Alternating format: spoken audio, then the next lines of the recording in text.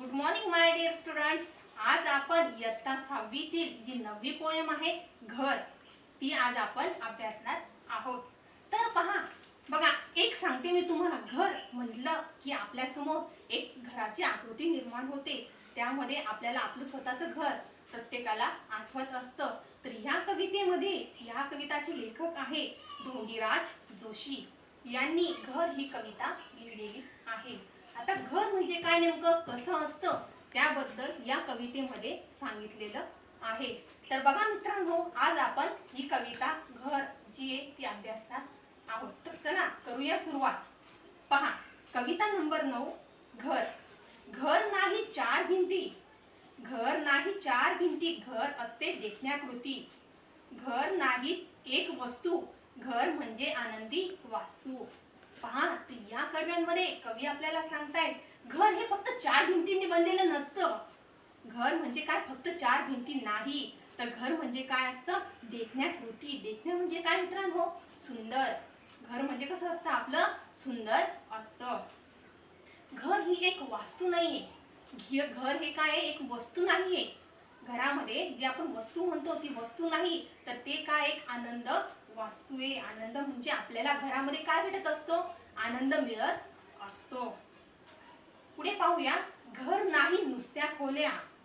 घरामध्ये बघा, घर नाही नुसत्या खोल्या, घरात हव्या भावना ओल्या.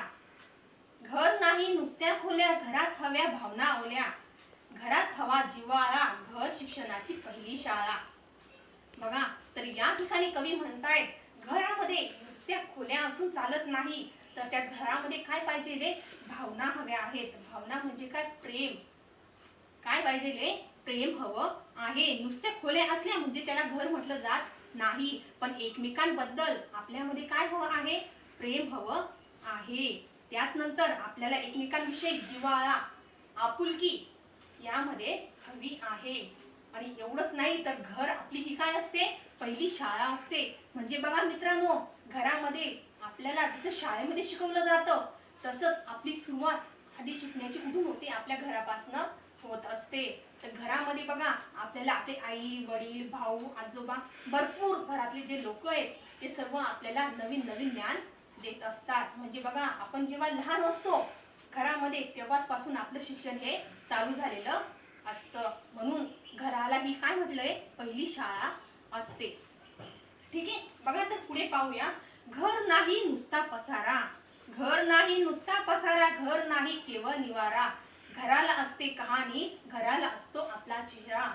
बघा, या ठिकाणी कवी सांगताय की घरामध्ये नुसता पसारा असला की त्याला आपण घर म्हणतो का, नाही. घराला मध्ये जर नुसता पसारा असलो त्याला घर म्हणत नाही. घरामध्ये काय पाहिजे, आपल्याला तिथे राहणारी लोक हवे. तिथे जर कधी आपण राहिलो तरच तो आपला काय असतो, घर हे निवारा असतो. बघा मित्रांनो, बऱ्याच वेळा काय होतं, आपण घर जे असतं त्या घरामध्ये फक्त सामान असतो आणि आपण जर कधी बाहेर गावी गेलेलो असलो त्या घराला घर म्हणत नाही. आणि जर आपण ज्या ठिकाणी राहतो त्या जागेला काय म्हणत असतो, आपण निवारा असं म्हणत असतो. आणि बघा, घराला एक कहाणी असते. घराला काय असते, एक कहाणी असते. आपल्या घरामध्ये बघा, कहाणी असते म्हणजे काय, घरामध्ये भरपूर असे जे लहान मोठे जे असतात, आनंदाचे क्षण दुःखाचे क्षण घरामध्ये साठवलेले असतात. आणि बघा, आपलं घर हे आपणच नाही, आपल्या काही जणांचे घर ही पूर्वजांपासून बांधलेली असतात. म्हणूनच म्हणतात ना, घराला एक वेगळी कहाणी असते. आमच्या घराची एक वेगळीच गोष्ट असते. प्रत्येक घराला चेहरा असतो. चेहरा म्हणजे काय, मुखवटा म्हणता येईल आपल्याला. प्रत्येक घर सारखं असतं का, नाही. तुमचं घर वेगळं, माझं घर वेगळं, यांचं घर वेगळं, त्यांचं घर वेगळं. प्रत्येक घराला आपापला चेहरा असतो. म्हणजे प्रत्येक घर दिसण्यामध्ये कसं असतं, वेगवेगळं असतं. पुढे पाहूया. घर शिकवते पाहायला. घर शिकवते पाहायला, चालायला धावायला. घर शिकवते लढायला, दुःखाचा डोंगर चढायला. बघा, आपलं घर जे असतं ते आपल्याला पाहायला शिकवते. जेव्हा आपण त्या घरामध्ये जन्माला येतो, जन्माला आल्यानंतर आपण बऱ्याच अशा नवनवीन गोष्टी त्याच घरामध्ये पाहत असतो. इतकंच नाही मित्रांनो, घर आपल्याला त्या पावलांमध्ये बघा, आपण जेव्हा चालायला शिकतो त्याच घरामध्ये आपण चालायला हे शिकत असतो. त्यानंतर आपण धावायला शिकतो. आणि इतकंच नाही, तर घर आपल्याला काय, लढायला शिकवते. आणि दुःखाचा डोंगर देखील चढायला शिकवते. आता लढायला शिकवते म्हणजे काय मित्रांनो, बघा बऱ्याच अशी संकटे येत असतात आपल्यावरती. त्या संकटांना सामोरे जाण्याची हिंमत कोण देत असतं? घर देत असतं. म्हणजे घरातील लोक आपल्याला देत असतात. आणि इतकंच नाही, जे दुःख असतं, प्रत्येकाच्या आयुष्यामध्ये सुख असतात, दुःख असतात, पण सुखात तर आपल्याला काही कुणाची गरज पडत नाही, पण दुःख जे असतात ते दुःख आपल्याला खूप डोंगरा इतकं मोठं वाटतं. दुःख आपल्याला खूप डोंगरा इतकं मोठं वाटतं, पण ते दुःख पार करण्याची जी क्षमता असते ती आपल्याला कुठे? या घरामधूनच मिळत असते. आणि आपलं हे जे घर आहे ते मोठमोठे डोंगर म्हणजे मोठमोठं दुःख जरी असलं तरी ते दुःख पार करण्याची क्षमता आपल्यामध्ये देत असतं. असं हे आपलं घर असतं. पुढे पाहूया. घराने असावे सावधान, घराने असावे सावधान, द्यावे समाधान, घराने ठेवावे काळाचे भान, जवळ करवीत नवीन मूल्ये नवीन ज्ञान. बघा आपल्या घरामुळे आपल्याला आपल्या घरामध्ये काय मिळालं? आपल्या घरामध्ये आपण बघा समाधान. बघा आपण बऱ्याच वेळा गावी जरी गेलेलो असलो, 2-4 दिवस आपण हॉटेलमध्ये राहतो, एकदम 5 स्टार हॉटेलमध्ये जरी राहत असलो तरी 4 दिवस झाले की आपल्याला आपल्या घराची आठवण येत असते.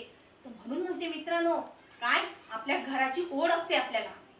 म्हणून आपल्या घरामध्ये काय असतं? आपल्याला समाधान म्हणजे एकदम आल्यानंतर आपण जेव्हा आपल्या घरी येतो तेव्हा असं वाटतं, एकदम रिलॅक्स वाटतं, एकदम फ्री वाटतं की आपल्या हक्काचं काहीतरी घर आहे. म्हणजे समाधानी माणूस तिथे होत असतो घरामध्ये. इतकंच नाही, घर आपल्याला काय करतं? नेहमी सावधान करत असतं. बऱ्याच ज्या गोष्टी असतात, संकट असतात, त्यांच्यापासून आपल्याला सावधान करण्याचं काम हे आपलं घर, घरातील लोक हे करत असतात. घराने काय? आपले काळाचे भान ठेवतो. आता काळाचे भान ठेवतं म्हणजे काय करतं घर आपल्याला? जे नवनवीन जे पहिले घटना घडून गेलेल्या आहेत त्या घटना आणि पुढे येणाऱ्या घटना या आपल्याला सहन करण्याची क्षमता या घरामध्ये आपल्याला मिळत असते. इतकंच नाही, तर जी नवीन नवीन ज्ञान, जी प्रगती झालेली आहे, नवीन मूल्ये, ती आत्मसात करण्याची शक्ती आपल्याला कुठून मिळत असेल? तर ती आपल्याला या घरातून मिळत असते. त्यानंतर पाहूया. घरात आईचे अपार कष्ट, घरात आईचे अपार कष्ट, आजी सांगते सुंदर गोष्ट. घरात आईचे अपार कष्ट, आजी सांगते सुंदर गोष्ट. आजोबा घरात आजोबा गप्पिष्ट, आईच्या हातचे जेवण चविष्ट. पहा तर मित्रांनो, या ठिकाणी कवी म्हणतायत बघा, आपल्या घरामध्ये आपली आई जी असते आपल्याला घडवणारी, हिने खूपच कष्ट केलेले असतात. पण बघा तिचे कष्ट या घरामध्येच आपल्याला दिसत असतात. इतकंच नाही, आपण जेव्हा लहान होतो त्याच्यामुळे आपली आजी काय करते? आपल्या छान छान सुंदर गोष्टी सांगत असते. म्हणजे बघा पूर्वी हे घर कसं बांधलं, आपल्या घरामध्ये काय काय झालं, या सर्व गोष्टी आपल्याला आजी या ठिकाणी सांगत असते. इतकंच नाही, तर आपल्या घरामध्ये आजोबा असतात, बरोबर आहे ना? आजोबा आपल्यासोबत आपले मित्रच असतात. ते आपल्याशी काय करतात? गप्पा मारत असतात.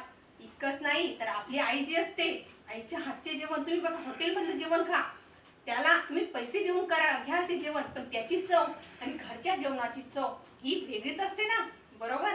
तर आईचं जेवण कसं असतं? एकदम चविष्ट म्हणजे स्वादिष्ट असतं आईच्या हातचं जेवण. असं हे आपलं जे घर आहे, या घरामध्ये आपल्या वेगवेगळ्या भावना, प्रेम, जिव्हाळा, आपुलकी, प्रेम या सर्वांनी मिळून हे काय आपलं घर बनलेलं असतं. धन्यवाद.